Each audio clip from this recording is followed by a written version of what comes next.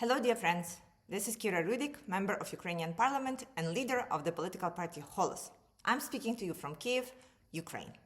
So this week, Ukraine was visited by NATO SecGen, but it didn't go the way we all supposed.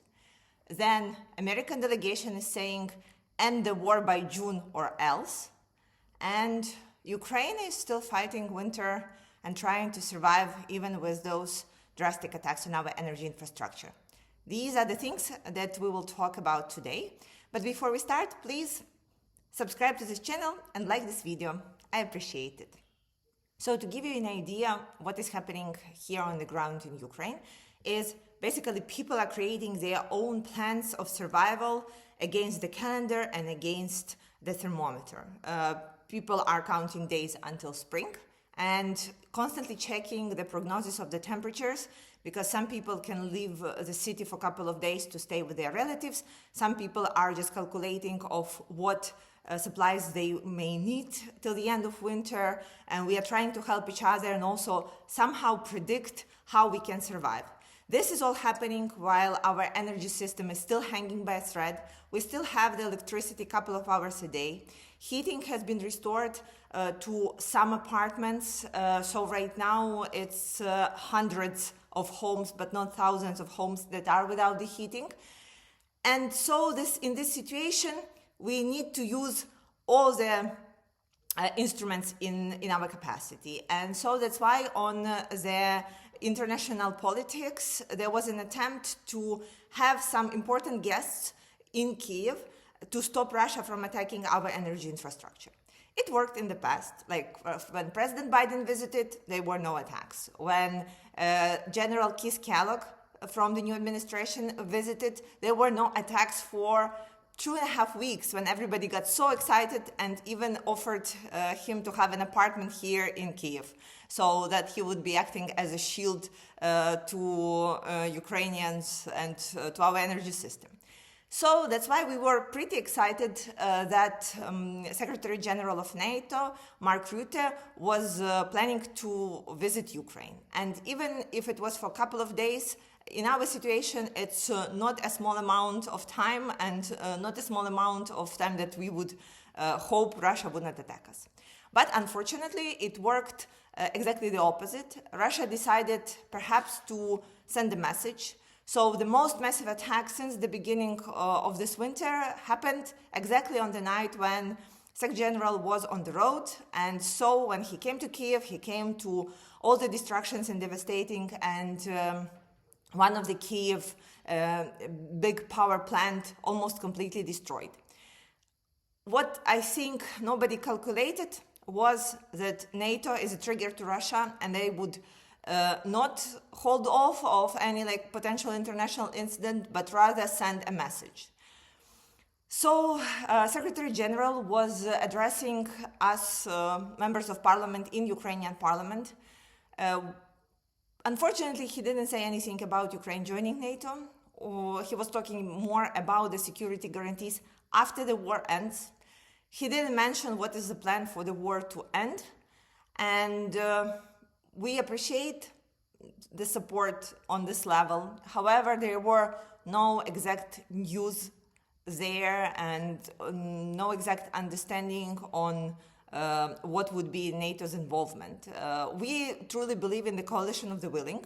This is an organization of the countries that support Ukraine without any alliance, without any organization. And so moving forward, I believe that at some point this will be the alliance that will be standing against Russia and standing together moving forward, rather than NATO itself.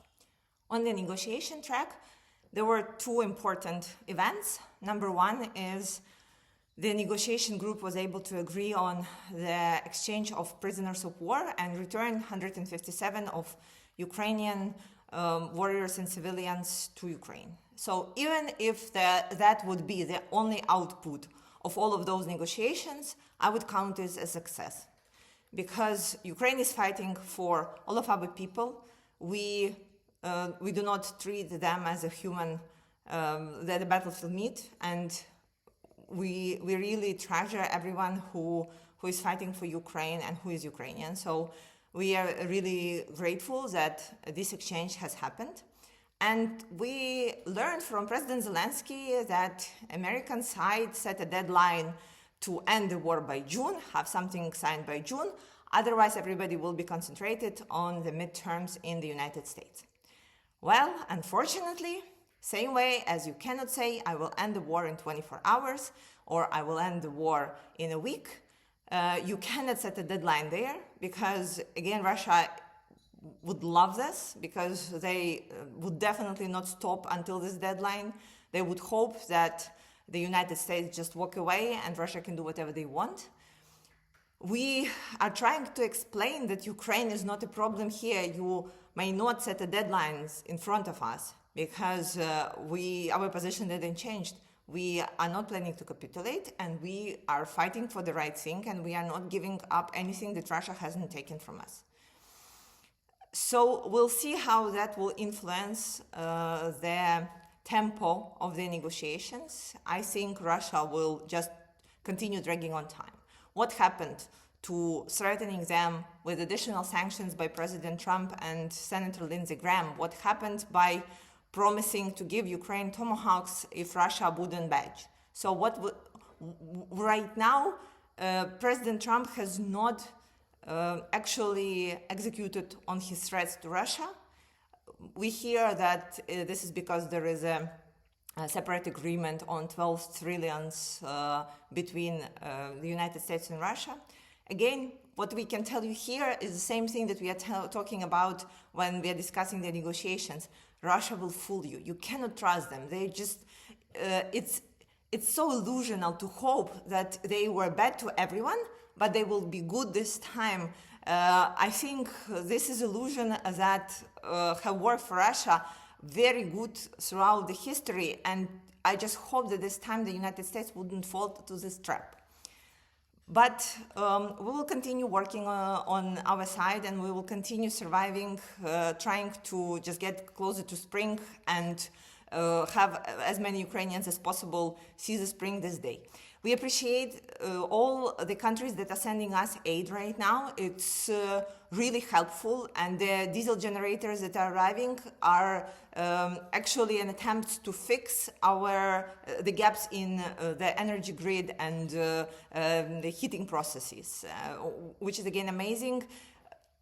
It's important that when I'm talking to people, I can tell them, see, we are not alone. People are supporting us. People are standing with us. This is what they send because they care if we are alive or dead. They care that we survive, and it makes a huge difference for so many people. I think at some point I will record people that I meet and what they think about international support and people throughout the world. I think that will be interesting. Meanwhile, I encourage you to add your questions to the comments because next week I plan to do a video that will be addressing those questions. Thank you so much, and glory to Ukraine.